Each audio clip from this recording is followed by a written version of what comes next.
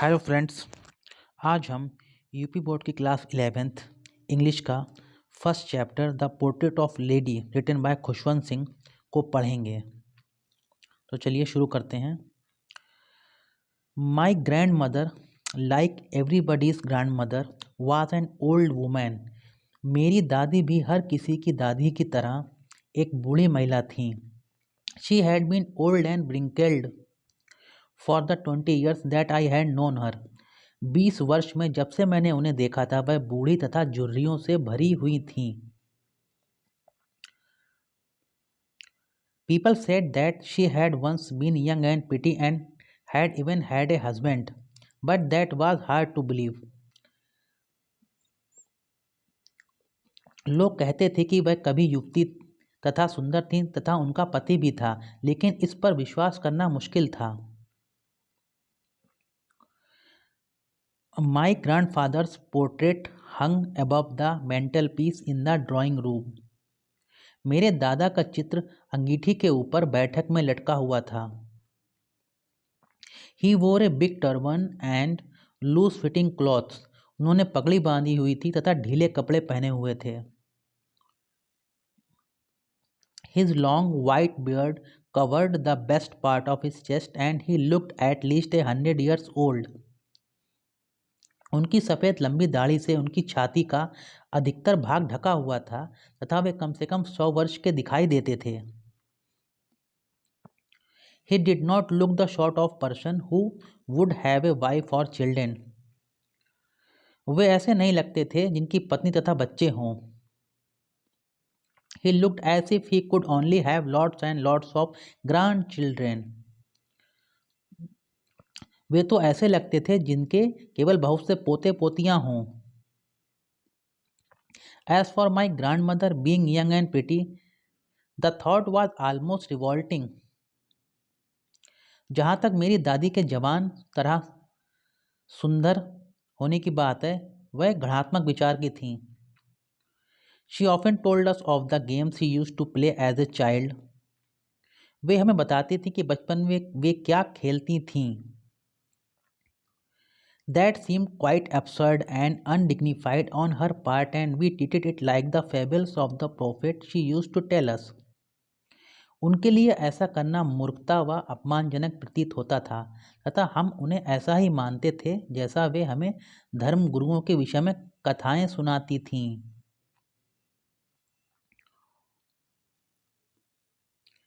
She had always been short and fat and slightly bent.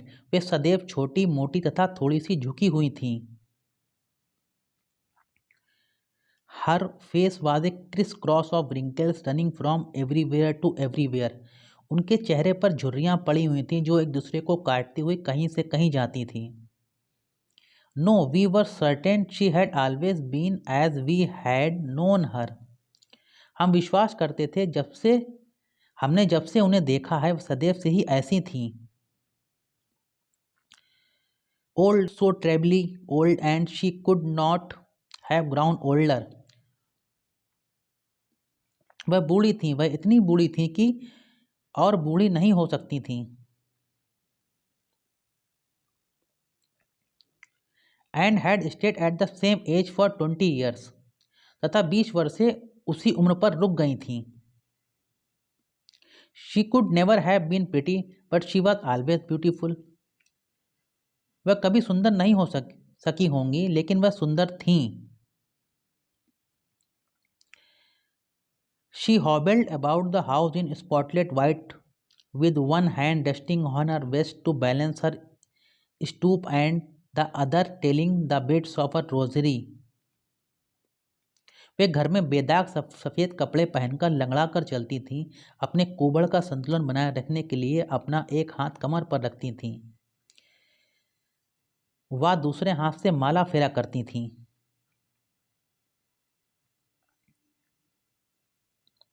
Her silver locks were scattered untidily over her pale, puckered face, and her lips constantly moved in inaudible prayer. उनके चांदी जैसे बाल उनके पीले झुर्रियों वाले चेहरे पर बेढंग तरीके से फैले रहते थे। वह उनके होंठ निरंतर चुपचाप प्रार्थना में हिलते रहते थे। Yes, she was beautiful. She was like the winter landscape in the mountains, an expanse of pure white serenity, breathing peace and contentment. हाँ, वे सुंदर थीं। वे शीतकाल में पहाड़ी भूदृश्य सी थीं, स्वच्छ, श्वेत, शांत, फैला हुआ क्षेत्र जहाँ शांति तथा संतोष का वातावरण था। My grandmother and I were good friends. मेरी दादी और मैं अच्छे मित्र थे। My parents left me with her when they went to live in the city and we were constantly together. जब मेरे माता पिता शहर में रहने के लिए चले गए तो वह मुझे उनके पास छोड़ गए तथा हम सदैव साथ रहते थे। She used to wake me up in the morning and get me ready for school. वे मुझे सवेरे उठाती थीं तथा स्कूल के लिए तैयार करती थीं। She said her morning prayer in the monotonous sing song while she bathed and dressed me in the hope that I would listen and get to know it by heart.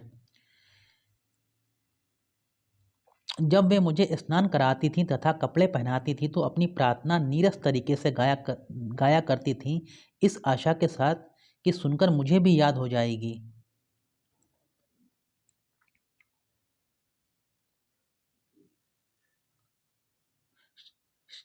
She said her morning prayer in the monotonous sing song while she bathed and dressed me in the hope that I would listen and get to know it by heart.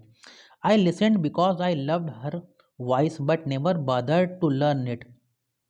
मैं सुनता तो इसलिए था कि मुझे उनका स्वर अच्छा लगता था, लेकिन मैंने याद करने की चिंता नहीं की। Then she would fetch my wooden slate which she had already washed and plastered with yellow chalk, a tiny earthen ink pot and a red pen, tie them all in bundle and hand it to me. फिर वे मेरी लकड़ी की तख्ती, जिसे उन्होंने पहले ही मुल्तानी मिट्टी से पोता हुआ था, एक छोटी सी मिट्टी के दवा तथा सरकंडे की कलम लाती तथा उन्हें बस्ते में बांधकर मुझे पकड़ा दिया करती थीं।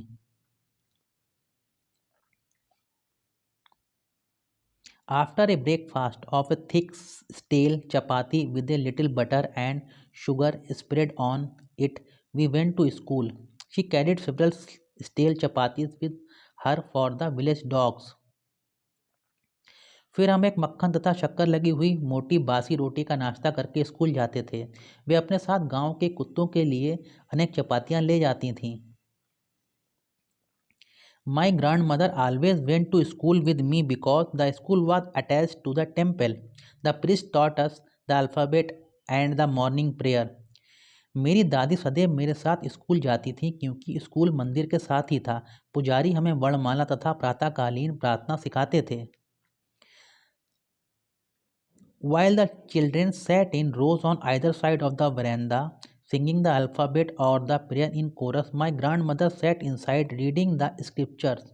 When we had both finished, we would walk back together. जब बच्चे बरामदे में दोनों ओर बैठकर वर्णमाला तथा प्रार्थना गाते थे, मेरी दादी अंदर बैठकर धार्मिक पुस्तकों का पाठ करती थी। जब हम दोनों का अपना काम पूरा कर चुके होते थे तो हम दोनों घर की ओर चल देते थे। We would have back together. This time the village dogs would meet us at the temple door. They followed us to our home, growling and fighting with each other for the chapatis we threw to them.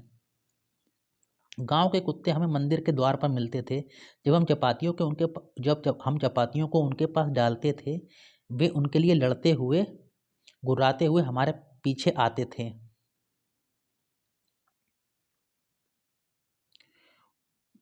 When my parents were comfortably settled in the city, they sent for us. That was a turning point in our friendship. जब मेरे माता पिता आराम से शहर में बस गए तो उन्होंने हमें बुला लिया। हमारी मित्रता में यहाँ एक मोड़ आया। Although we shared the same room, my grandmother no longer came to school with me. I used to go to an English school in a motor bus. There were no dogs in the streets and she took to feeding sparrows in the courtyard of our city house. यद्यपि हम एक ही कमरे में रहते थे, फिर भी मेरी दादी मेरे साथ स्कूल नहीं जाती थी। मैं बस द्वारा अंग्रेजी स्कूल में जाता था। गली में कुत्ते नहीं थे तथा उन्होंने घर के आंगन में चिड़ियों को खाना खिलाना शुरू कर दिया था।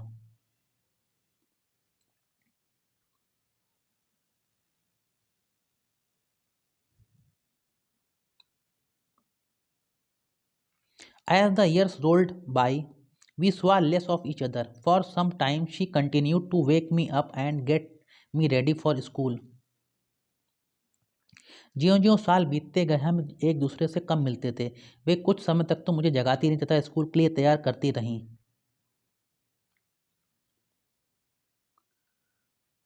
When I came back, she would ask me what the teacher had taught me.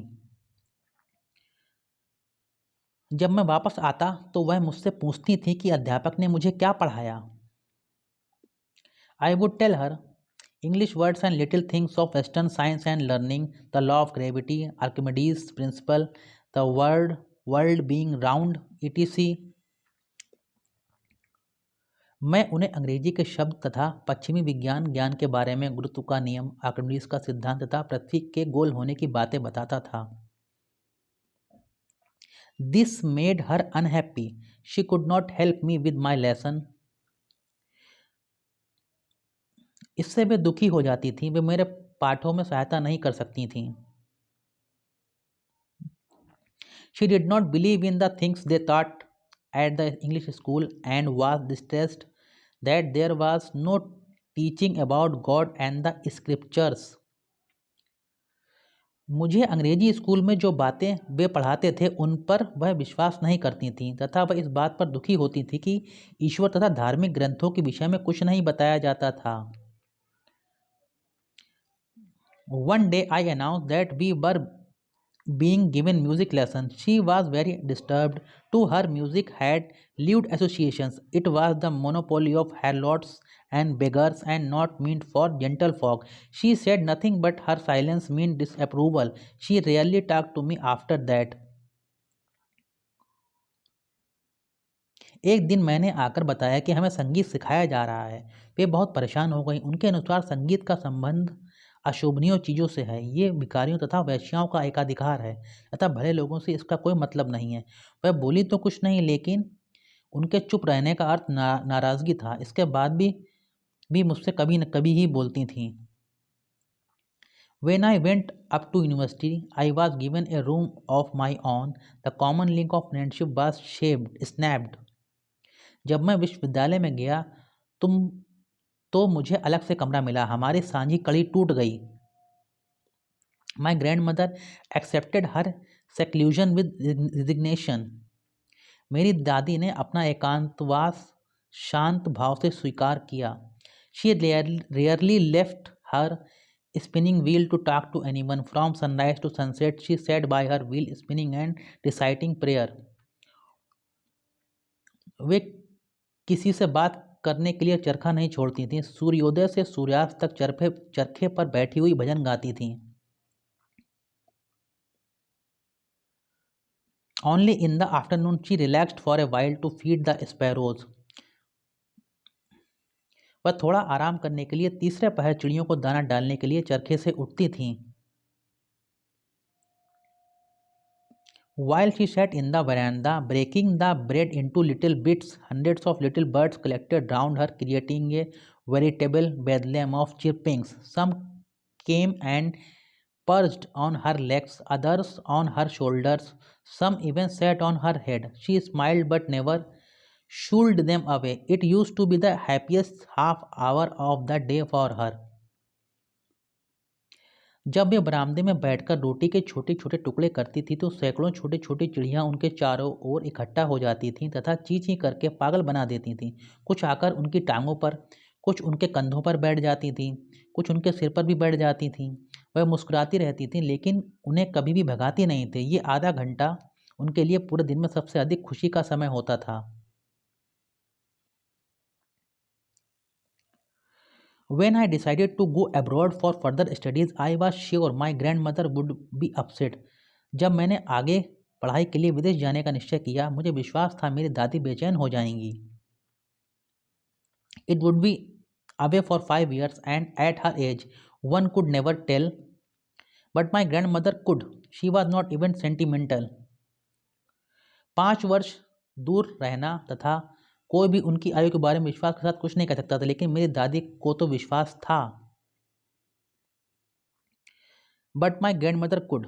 She was not even sentimental. She came to leave me at the railway station but did not talk or show any emotion. Her lips moved in prayer. Her mind was lost in prayer. Her fingers were busy telling the beads of her rosary. Silently she kissed my forehead, and when I left, I cherished the moist imprint as perhaps the last sign of physical contact between us. मेरी दादी को तो विश्वास था, वे भावुक भी नहीं हुई. वे मुझे रेलवे स्टेशन पर छोड़ने आईं, लेकिन ना वह बोलीं और ना ही कोई भावना दिखाई. उनके होंठ प्रार्थना करते हुए हिलते रहे. उनका मस्तिष्क प्रार्थना में खोया हुआ था. उनकी उंगलियां अपनी माला फेरने में व्यस्त थीं. उन्होंने चुपचाप मेरा माथा चूमा तथा जब मैं चला तो मैंने उस गीली छाप को अपने शारीरिक संपर्क की अंतिम मूल्यवान निशानी समझकर उसे अपने मन में संभाले रखा. But that was not so. After 5 years, I came back home and was met by her at the station. She did not look a day older.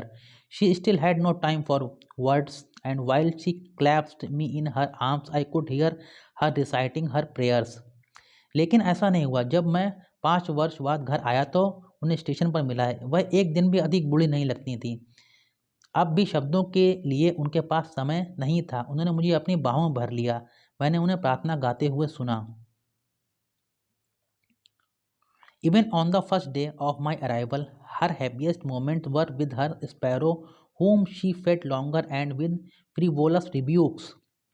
मेरे वापस आने के पहले दिन भी उनका सबसे अधिक खुशी का समय चिड़ियों के साथ बीता, जिन्हें वे पहले से अधिक देर तक खिलाती रहीं तथा हंसी से फटकारती रहीं. In the evening, a change came over her. She did not pray. She collected the women of the neighborhood, got an old drum, and started to sing. For several hours, she thumped the sagging skins of the dilapidated drum and sang of the homecoming of warriors. शाम के समय उनमें परिवर्तन हुआ. उन्होंने प्रार्थना नहीं की. उन्होंने पड़ोस की महिलाओं को इकट्ठा किया तथा एक पुरानी ढोलक लेकर गाना शुरू किया. वे कई घंटों तक उस ढीली ढाली ढोलक को बजाती रहीं तथा वीरों के घर वापस आने के गीत गाती रहीं. We had to persuade her to stop to avoid overstaining. That was the first time since I had known her that she did not pray. हमें उन्हें अधिक जोर नहीं मारने के लिए राजी करना पड़ा.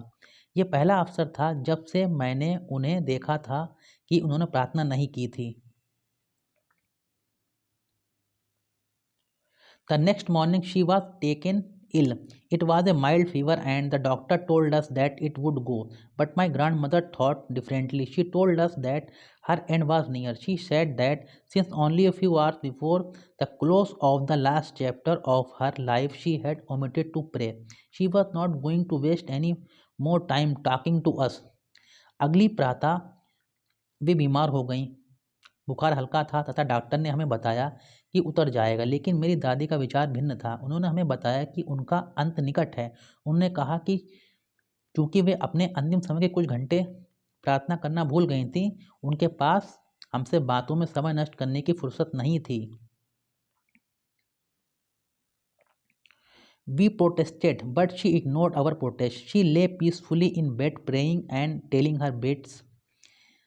Even before we could suspect, her lips stopped moving and the rosary fell from her lifeless fingers. A peaceful pallor spread on her face and we knew that she was dead.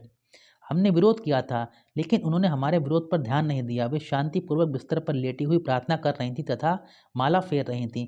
इससे पहले कि हम संदेह करते, उनके होंठ हिलने बंद हो गए तथा माला उनकी निर्जीव उंगलियों से गिर गई. उनके चेहरे पर शांत पीलापन फैल गया तथा हम जान गए कि वे मर चुकी हैं. A peaceful pallor spread on her face and we knew that she was dead. उनके चेहरे पर शांत पीलापन फैल गया तथा हम जान गए कि वे मर चुकी थीं. We lifted her off the bed and, as is customary, laid her on the ground and covered her with a red shroud. हमने रीति रिवाज के अनुसार उन्हें बिस्तर से उठाकर फर्श पर लिटा दिया तथा उन पर लाल कफन उड़ा दिया. After a few hours of mourning, we left her alone to make arrangements for her funeral. सायंकाल हम दाह संस्कार के लिए अर्थी लेकर कुछ घंटे दुख मनाने के बाद हम उन्हें छोड़कर अर्थी की व्यवस्था करने चले गए। In the evening, we went to her room with a crude stretcher to take her to the cremator.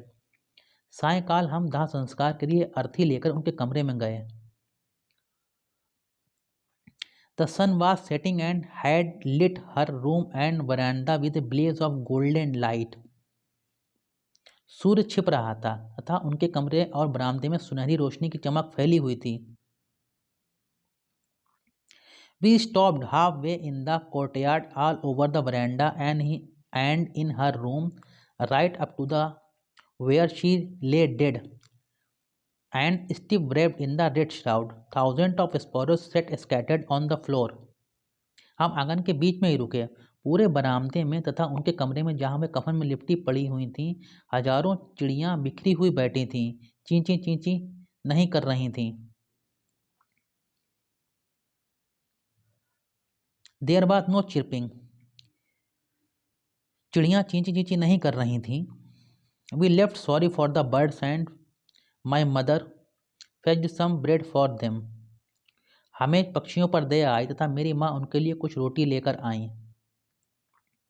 She broke it into little crumbs the way my grandmother used to and threw it to them. The sparrow took no notice of the bread. When we carried my grandmother's corpse off, they flew away quietly. Next morning, the sweeper swept the bread crumbs into dustbin. हमें पक्षियों पर दया आई तथा मेरी माँ उनके लिए कुछ रोटी लेकर आए। उन्होंने जैसे मेरी दादी क्या करती थीं, रोटी के टुकड़े टुकड़े करके उनके पास फेंके। चिड़ियों ने रोटी की ओर ध्यान नहीं दिया। जब हम अपनी दादी के मृत शरीर को लेकर चले, वे चुपचाप उड़ गईं। अगले दिन सफाई वालों ने रोटी के टुकड़े झाड़ू से इकट्ठा करके कूड़ेदान में डाल दिए। तो स्टूडेंट्स, आज हमने क्लास 11th इंग्लिश का यूपी बोर्ड का chapter 1 the portrait of lady written by Khushwant Singh को कंप्लीट किया है। अगर आपको ये अच्छा लगा हो तो हमारे चैनल प्रिपरेशन सर्किल को आप सब्सक्राइब करें, हमारे वीडियो को लाइक करें। आगे भी हम सारे चैप्टर्स कंप्लीट करेंगे। वीडियो देखने के लिए आपका धन्यवाद। Thank you.